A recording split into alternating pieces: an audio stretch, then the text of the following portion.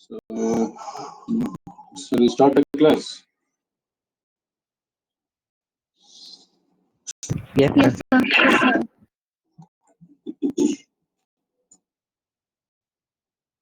So, last class I was talking about this mosaicity. Okay, see, this mosaicity it's better to avoid. Okay, at least you should have less than 0.6 degree. Okay, so if you have the mosaicity of less than 0.6 degree, that will be good. If you have like more than that, then it is like a twinned crystal. You cannot do the reduction, data reduction, and you cannot solve the structure. All right. So from this picture, that you can understand what is mean by mosaicity or like a crystal twinning. Okay. So by naked eye, you cannot see. Okay, this twinning you cannot see by looking at the appearance of the crystal.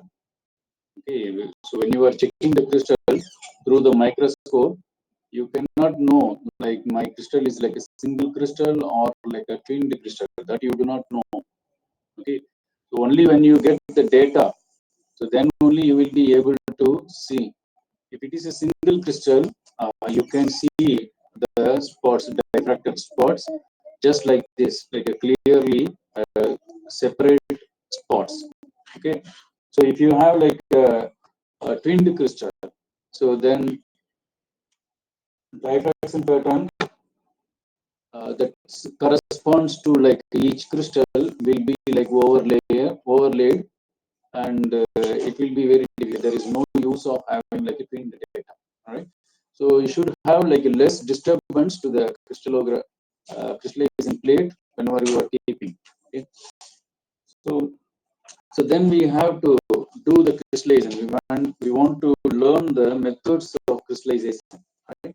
So there are three like different ways of like doing crystallization, as shown here, like vapor diffusion method, slow evaporation method, dialysis method, and several methods are there. Okay, so we'll see like one by one all these methods. So this is hanging drop vapor diffusion method. Okay, so the name itself, you see, it's like a hanging drop vapor diffusion, and so there is another method called sitting drop. Okay, sitting drop vapor diffusion method. So in this picture that you can see, right? So this is saying like a reservoir solution. Reservoir solution means that is your buffer. Okay, so this buffer, as I told you already, you have to screen like various like different conditions. Okay, so basically you will start the buffer in which you carried out the protein purification, right? So usually you might have purified the protein by using some buffers. So say from that buffer itself, you have to start the crystallization. Otherwise, if you change the buffer, so what will happen? So if you change the buffer, or if you change the pH suddenly, so the protein may denature, or the protein may go into precipitate. All right. So it is better always to start with the working buffer, working solution. Okay. So in the crystallization plate, you will see some reservoir like this. Okay. So around like 1 ml, you will put the buffer, and so this is the what is this? Cover slip. Okay, glass slide. Okay, so cover slip. All right. So in this well, so you will apply some grease over here in order to maintain the like pressure inside the same. Okay, so we will not allow the air to go through this. All right, from the outside you are not allowing the air to pass through this, otherwise the drop will become dry. Okay, so you have to seal it, the reservoir, you have to seal it. So use some like grease. Okay, vacuum grease.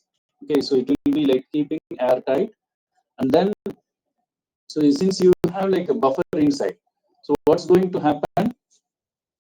So when you keep it in the room temperature or in the cold temperature, the reservoir will not stay just like that.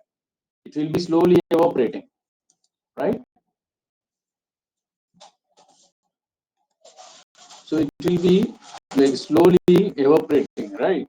So it will go here and there. You will have it will build a pressure inside, right? So when this solution, right? So when this solution is evaporating, what will happen?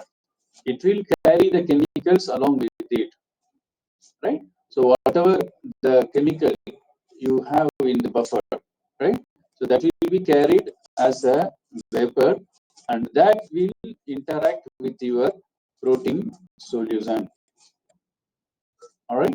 So it will interact with the protein solution, and it will help to protein to attain the supersaturation. All right. So this is like a basic idea. All right. So here the evaporation. All right. So the thing is the evaporating buffer, the rate of evaporation, that is on your hand. All right. So if the reservoir solution is like evaporating like too much very fast, what will happen? You will have like a precipitate, right? Because the protein solution will undergo supersaturation immediately, and it will go like precipitate. All right. So if the evaporation, okay, if the evaporation is not good enough, it's very slow. What will happen? If the evaporation is very slow, right? So the salt whichever carried by the vapor to the protein is not sufficient enough to make supersaturation. All right. So in that case, the protein drop, whatever you left on this cover slide, right? The cover slip, it will be there. So it will be like it will not precipitate, and it will not become like a crystal also. So it will be a plain drop. So you have to balance here. So the evaporation should not be too much, and evaporation should not be very less. All right. So these conditions that you have to play, you have to do like a several trial and error method only. Sometimes you may need to keep the crystallization setup in like low temperature. All right, maybe 10 degree or 5 degree or 2 degree. All right. So in that case, the slow evaporation will be very slow. All right. Some protein will like to crystallize in such a condition. Some protein will like to crystallize in room temperature. It will require a fast evaporation. So it depends upon the protein. All right. So the condition for the crystallization varying between protein to protein. All right. So this you should understand. So this is the common like phenomena for your protein to attain the supersaturation condition. So here, since you are keeping the drop, the protein drop, okay. So to hang, so it's called like a hanging drop vapor diffusion method. All right. So in case of like sitting drop, all right. So you have like a sitting drop vapor diffusion. What is it? So same thing, all right. Same thing that you are taking like this reservoir, and you are using the same kind of like buffer. But the thing is, so you are keeping the protein, all right, in a bridge, all right. So in a bridge, right, and then what you are doing, you are applying like a vacuum grease here, right, on the top of the well. You are applying the vacuum grease, and you cover with the cover slip, right. So what will happen? So the buffers inside the reservoir will evaporate, right. So it will evaporate, it will, right, go everywhere in the reservoir, right. So it will come to the protein solution as well. So thereby it will make the supersaturation for the protein. Right? So whatever way, so you can keep either like hanging drop method or sitting drop method. So both act like a under same phenomena. Right? Then oil immersion method. Right? So here you can see this is like oil immersion micro batch. So what is this method? So this method is rising rapidly in popularity. Okay, so this was like very old technique. So what you will do is, so paraffin oil. All right. So you may use like paraffin oil for this. Okay, for little to no diffusion of water through the oil. So this is a true batch experiment because all the reagents are present at a specific and relatively unchanging concentration. Right. So here, so this paraffin oil and there is another oil. I forgot this AI. Okay, so I will tell you later on maybe. Right. So it is under like 1:1 mixture of silicon oil and paraffin oil. So this AI oil is the mixture of silicon oil and paraffin oil, which allows for evaporation through slow diffusion through the oil. Right. So this is an evaporation method, and the concentration of the protein and reagents in the drop does increase over time. Right. So what you are doing? So here, so you have the reservoir like very low volume. Right. So very low volume reservoir you have. So in this, you will put like protein and buffer. All right. So the buffer contains like a salt, precipitant, additives, everything. So you have the protein. You mix together and keep it in this drop, in this well, right? So very low volume. And then on top of that, right, you will add this oil. So without disturbing the solution, protein solution, all right, on top of that, you will add this oil. All right, so what will happen? So the oil will control the evaporation rate, right? So because you have the layer of like oil. So first you have the oil, and at the bottom you have the this protein as well as this buffer. So here the evaporation is controlled. It is because you have oil on top, right? But still you will have the evaporation, right? So what will happen as a result? As a result, the protein as well as the buffer will be getting higher concentration, right? So thereby the protein will achieve like supersaturation. Okay. So thereby it will start to crystallize. Right? So students, you are following me. Yes, sir. Yes, sir. Okay. So if you understand the concept, you can write your own story. Right? So slowly, so since you have this, you can see here, so large number of like wells are there. So many conditions that you can try. So different condition that you can set up. So when you screen the like plate, right? So whichever well seems like giving crystal, then you can develop that particular concentration, that particular condition, and you can make a large amount of crystals. All right. So then another method called like microdialysis. All right. So here you can see this like microdialysis. Okay. So this is like you have like a reservoir, so you can keep the buffer solution. All right. But the thing is the volume of the buffer is not just 1 ml. Whereas in previous thing, this is like 1 ml, right? In hanging drop, you have like a 1 ml only, right? So this 1 ml is like a normal standardized one. So some people used to have like less than 1 ml also. So it depends upon like the experimenter. Okay, if he is expert, then you can play around the volume. All right.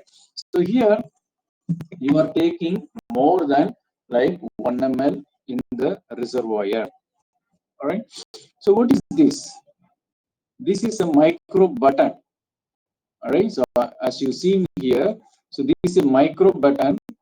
On the top of that, you have a smaller hole, smaller well. All right. So this is a well where you can have a protein solution.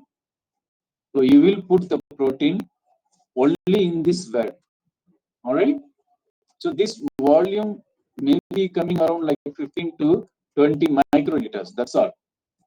I don't know. I think maybe like 25 microliters it will accommodate. All right.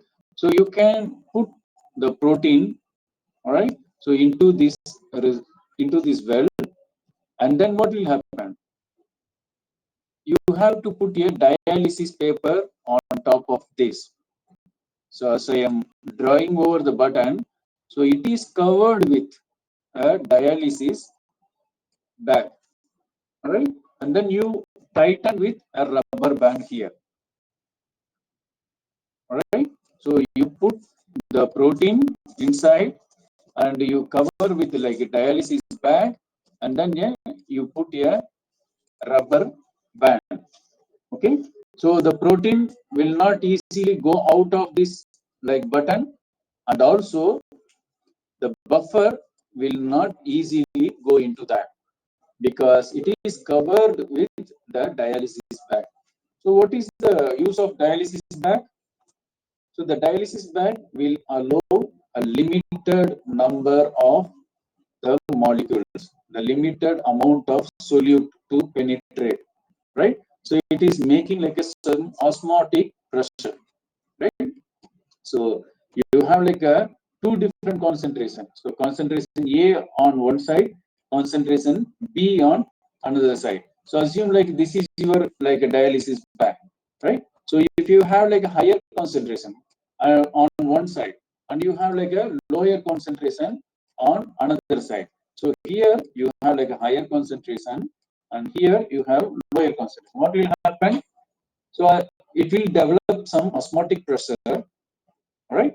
So from higher concentration, the solute will pass through the membrane barrier, right? So it will pass through this membrane barrier to maintain some equilibrium, right? So you know the equilibrium, right? So it will make a try to compensate the osmotic pressure so that on both sides of the barrier you will have equal amount of concentration. So what will happen? What's the chemistry behind? So as it is maintaining, as it is trying to maintain the equilibrium, the protein will undergo supersaturation. As a result, it will make a crystal. All right. So the idea is like to make the protein into like supersaturation. Okay, so that you can try on like any way. Right. So here you can see like this is from the Hampton screening method. So they have given you like what kind of uh, reaction it can take. All right. So when you keep the buffer with the protein, it may be just a clear drop, or on the top of the drop, it may develop some skin, which is like precipitate. All right. So under like you will have precipitate and you will have a skin, no use. It may go into precipitate, still no use. Okay. So there is some precipitate and there is some phase separation. All right. And then it will appear like this, which is called like a quasi crystal, but there is no use. Right. So microcrystals, you will have like thousands of crystals, which is like a very like a tiny crystals, like we call like a microcrystals.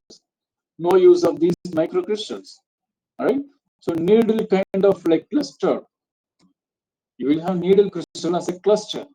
No use. Right. Maybe you will get like a plate kind of crystal. Still no use. All right. So you have to have a crystal which is having like a like proper dimension, as I told you earlier in the previous classes. All right. So if you are, sorry, yeah. So if you come across these conditions, any of these conditions, so based on these conditions, you have to modulate your crystallization solution, and then you have to try to do the crystallization. All right.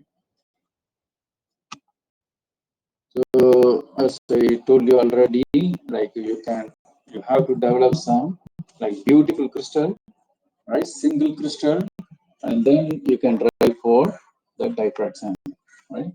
So what is a crystal, right? So object formed by stacking a basic unit cell unit in all three dimensions. Okay. So crystal is object which is formed by stacking a basic unit. So there is a one basic unit in the crystal which is repeated, okay, in all three dimensional orientation. Okay. So that basic unit will have certain number of molecules. All right. So that will be repeated so many times in all three-dimensional direction. So assume like you have like a very tiniest particle which is called like a unit cell. Okay. You have a unit cell in which you have some molecules.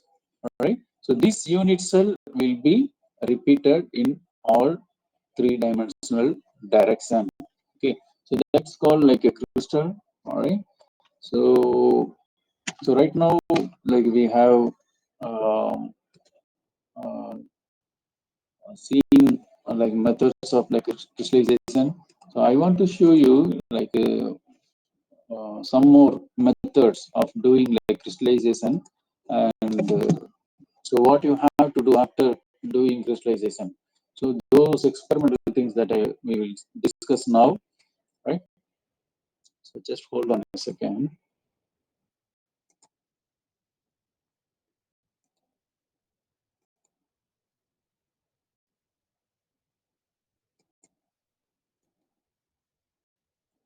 All right. So here you go. All right. So you are able to see the screen, right?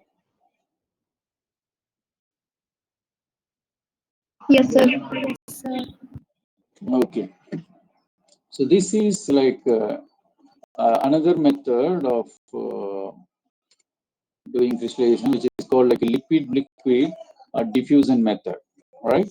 So here, what you will do is like basically you take like some test tube, okay, some test tube or some capillary or smaller glass tube. So whatever you can.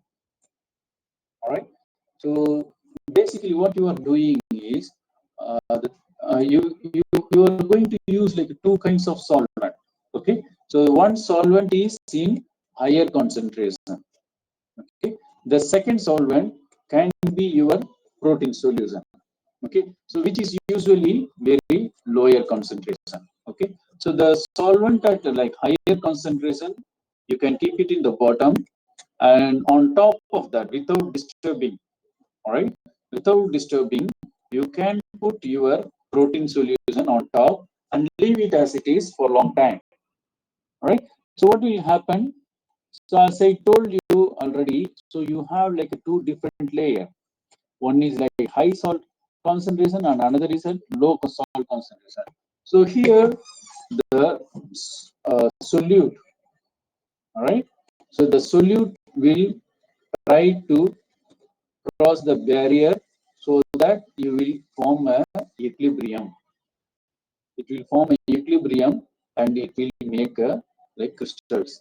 All right. So there is so this liquid diffusion method. You can try either this way or I will show you one diagram. Think this as like a cover slide. All right. So cover slip or cover glass slide. All right. So you can make like one drop here, and you can make like another drop here. All right. So think this as a S2. All right. Solvent 2, and this is S1, which is your protein solution. Okay. So you can use like a fiber, some fiber, you can put in between these two drops. So what will happen? So through the capillary action, all right. So through the capillary action, the solute molecule will try to migrate from here to here. So from both each towards like each drop. So as a result, it will start to form a crystal. All right. So this way also you can do this liquid diffusion method. So this one I explained you already, right? So hanging drop method. So this is sitting drop method, and the sitting drop method I told you in the center you have the bridge. All right. So in some company, so in the reservoir, all right. So this bridge you have to commercially purchase and keep it on the center of the reservoir. So some companies they are giving on the reservoir on the side, okay, in the reservoir itself on like some bridge kind of like a stage is there. On that you can apply your protein, so it will have like a vapor diffusion method. All right, and this microdialysis I explained already. So this is another way of doing microdialysis. So you can make use of some glass tubes. All right. So here I have shown you some glass tubes. All right. So what you will do is, so you will take the protein solution into this glass tube. All right. Okay. So this glass tube, right? So I will draw this.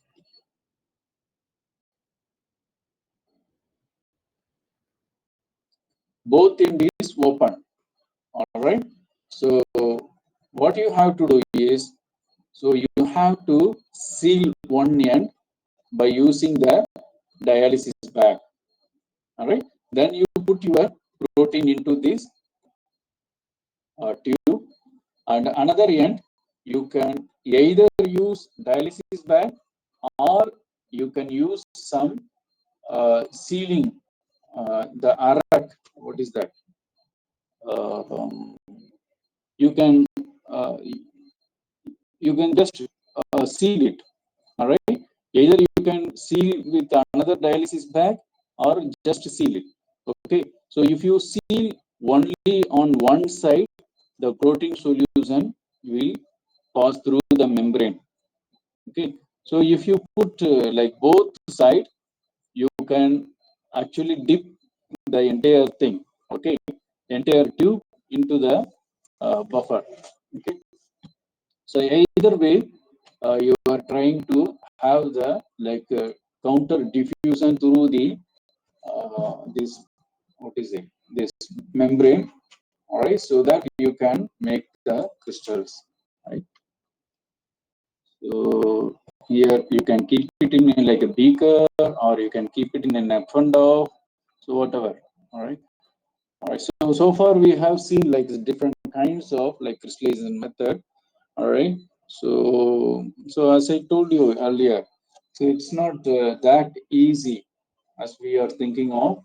It's not that easy. So first of all, to finding out the condition, the suitable condition for the protein, that itself will take such a long time. All right. So if you don't get like any crystal at all right. So then you have to go back to the lab. So you have to start making a new construct, or you have to try crystallizing protein with some complex molecule, some substrates, some ligands, or make like protein complex or protein DNA complex, right? So all these things that you have to try, right? So again, like for doing like membrane protein crystallization, it's a very tedious process, right? So membrane protein crystallization, that's very tedious, and like, but if you do it, all right, if you do it, so you have like a better life, all right? Okay, so Okay. So now preparation of the crystal. Okay. So assume you have like developed the crystal. You have grown some crystals. So what will you do? You have to take the crystal for X-ray beam, right? So for taking the crystal, you have to mount the crystal into a glass capillary. All right. So you see this glass capillary. All right. So you have to mount the crystal into the glass capillary. It is not that easy. Okay. So this process again, it's like a tedious thing. But right now, we are not using this glass capillary like last 10 years. Okay. Last 10 years, people used to have like a loop, mounting loop. Okay. So which is attached with like some pin. All right. So that you can use. Unfortunately, we are on online. Otherwise, I will show you the loop. Yes, I don't know. Yeah, here, yeah, you can see this, right? So this mounting loop here. So you have the pin and hair kind of very thin hair.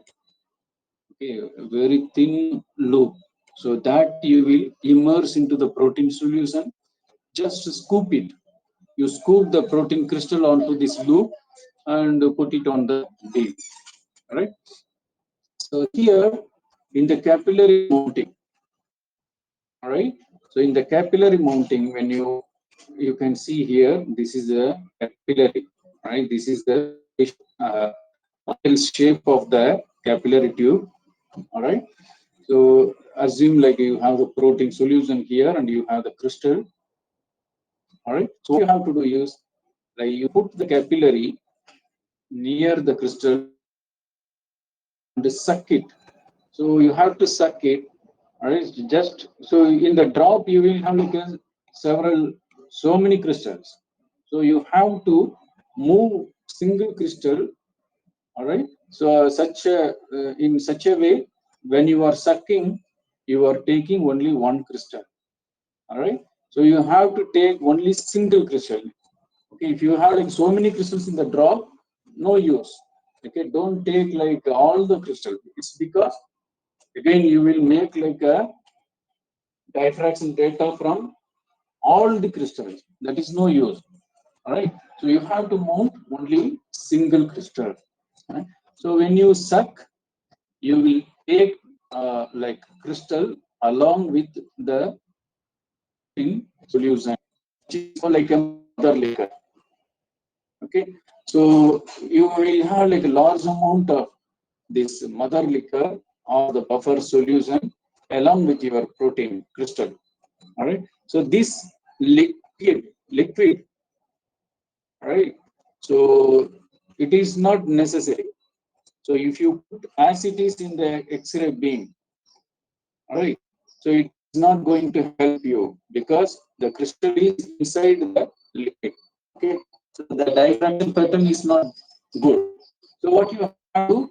So you have to take some tissue paper or something else which can act like a capillary action. That way you can dry the crystal. All right. So or else you can use some thin needles and you push the crystal inside. All right.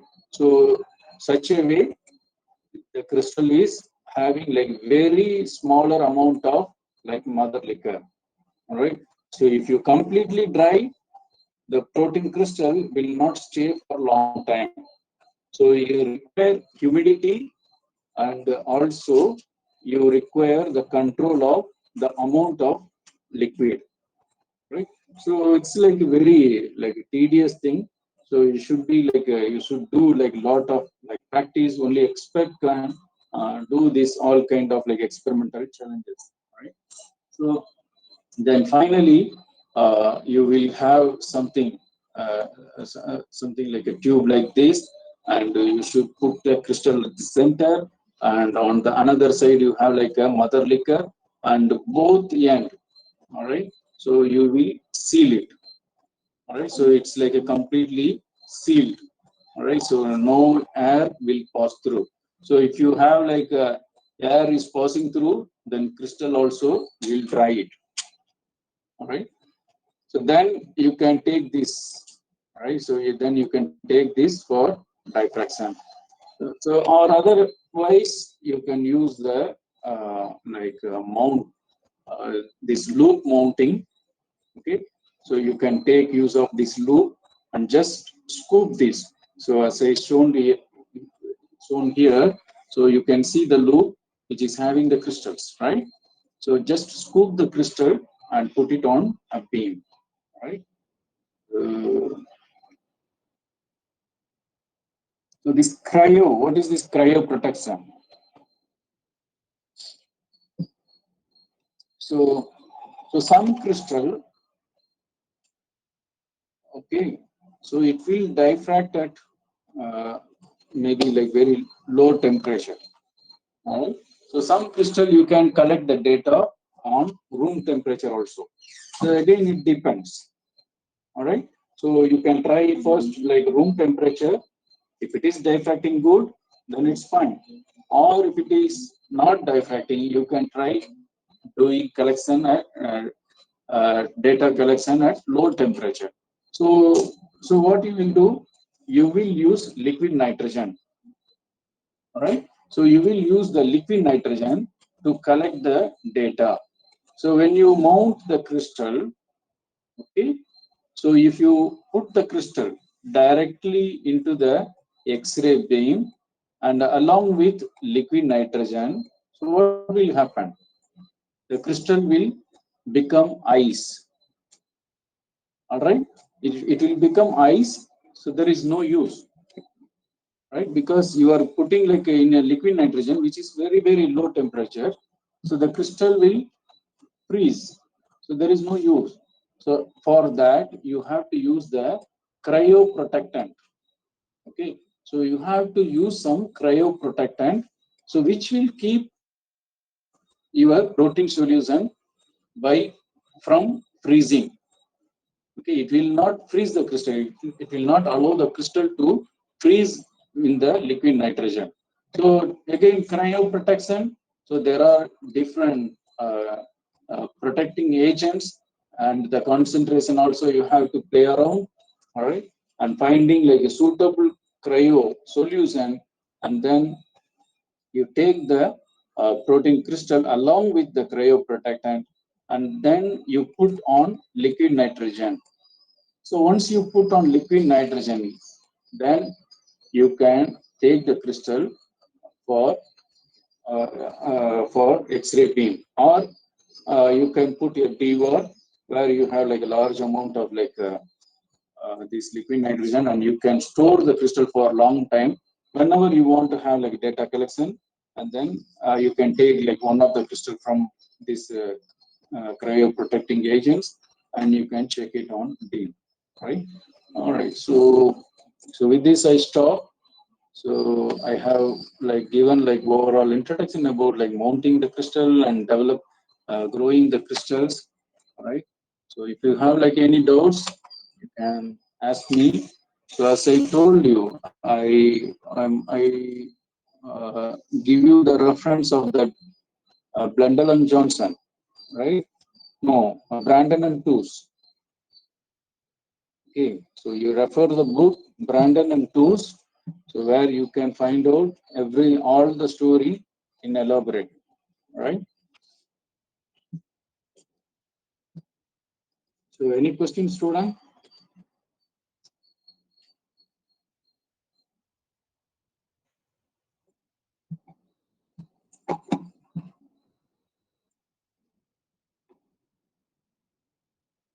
Okay, so if you have no question, we'll stop here.